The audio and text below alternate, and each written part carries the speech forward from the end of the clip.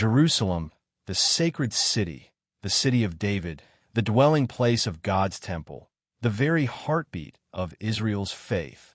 For centuries, it stood as the sign of God's covenant with his people. Yet in 586 BC, everything changed.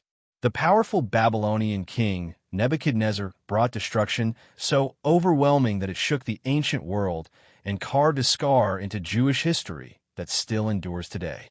2 Kings 25 verse 9 tells us, "He burned the house of the Lord, the king's house, and every house of Jerusalem.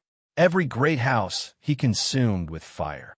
In this documentary, we retrace the story of how Nebuchadnezzar brought Jerusalem to ruin, from the rise of Babylon, to Judah's pride and rebellion, to the final siege that reduced the city to ashes. It is a story of sin and judgment, but also of hope and redemption. For even in ruins, God's promises endured. But before we grasp how Jerusalem fell, we must first look back at how Babylon rose, a city that would become the hammer of judgment in God's hand. Babylon was unlike ordinary cities. Positioned along the Euphrates River, it was ancient, wealthy, and driven by ambition. Under the reign of Nebuchadnezzar II, it reached heights the world had never witnessed. His empire stretched across Mesopotamia, swallowing kingdoms once thought unshakable. Daniel 2 verses 37 to 38 records, "You, O king, are the King of kings, to whom the God of heaven has granted the kingdom, the power, the might, and the glory." Nebuchadnezzar's military brilliance and relentless ambition turned Babylon into the superpower of the ancient Near East. He defeated the Assyrians who once terrorized Israel. He crushed the Egyptians at Carchemish, ending their dominance. One after another, the smaller nations bent beneath Babylon's shadow. And yet, one small kingdom remained caught between empires, Judah. Strategically placed between Egypt and Mesopotamia, Judah's location was priceless.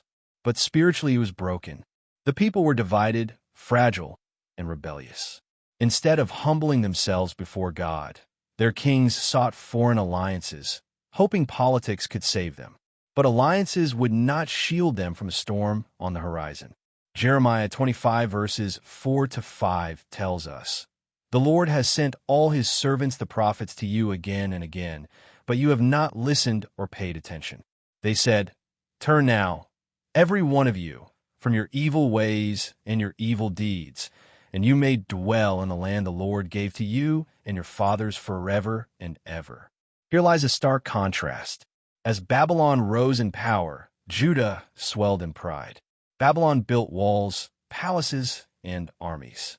Judah built altars to idols and hardened its heart against the living God.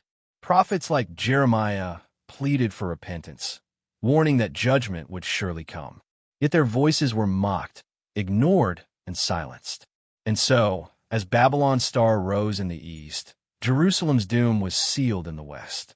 The clash between Nebuchadnezzar's ambition and Judah's rebellion was no longer a matter of if, only when.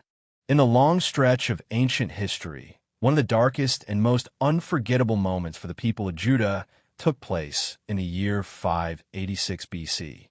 This was the year when King Nebuchadnezzar of Babylon unleashed destruction on Jerusalem, leaving scars that would echo for centuries. It was not just the fall of a city. It was the collapse of a nation's heart, faith, and identity. To understand why this tragedy happened, we need to step back in time. For many years before the Babylonian invasion, the kingdom of Judah had been caught in a dangerous game of politics and rebellion. Babylon was the rising superpower of the ancient world, and Nebuchadnezzar was determined to make every nation around him submit. Judah, however, was a small kingdom often torn between obedience and resistance. Some kings of Judah paid tribute to Babylon, hoping to keep the peace, while others pushed back, believing they could resist. This constant back and forth created a tense relationship that eventually boiled over into war. Nebuchadnezzar was not the type of ruler to tolerate rebellion. When Judah's king tried to break away from Babylon's control, the Babylonian response was swift and unforgiving. Nebuchadnezzar gathered his armies, marched west, and set his sights on Jerusalem. The city, perched on its hills, was strong but not invincible. The Babylonians surrounded it, cutting off supplies, food, and hope. This was the beginning of a long and brutal siege. The siege dragged on for months. Inside the city walls, life grew unbearable. Food ran out, water was scarce, and fear spread among the people. Families huddled together, wondering if rescue would come, but none arrived. The walls that once gave security now felt like a prison. Every day, Babylon's soldiers tightened their grip, building siege ramps, battering the gates, and waiting for the city to crumble from within. Finally, in 586 BC, the walls of Jerusalem were breached. Babylonian soldiers poured into the city, and chaos erupted. The people of Jerusalem faced the full force of Nebuchadnezzar's wrath. Houses were set on fire, treasures were looted, and soldiers cut down anyone who resisted. The city that had once been a center of worship and life was turned into a battlefield. The most devastating moment came when Solomon's temple, the holy place that symbolized God's presence with his people, was set ablaze. Its golden furnishings and sacred vessels were carried off to Babylon, and the building itself was reduced to ashes. For the people of Judah, this was more than just the loss of a building. It was the destruction of their spiritual center, a blow to their faith and their sense of identity. But Nebuchadnezzar did not stop with fire and ruin. He ordered the city walls to be torn down, leaving Jerusalem defenseless and broken. The leading citizens, priests, and skilled workers were taken as captives, forced to march into exile in Babylon. Only the poorest of the land were left behind, tasked with farming and surviving in what was now a desolate land. This exile marked the beginning of what the Bible calls the Babylonian captivity. It was a time of deep sorrow and reflection. Families were torn apart, traditions were disrupted, and an entire generation was forced to live far from home. Yet in their suffering, the people of Judah began to understand their history in a new way. Prophets like Jeremiah and Ezekiel explained that this destruction was not simply the power of Babylon, but also the result of Judah's repeated disobedience to God. The exile became a period of mourning, but also of spiritual awakening.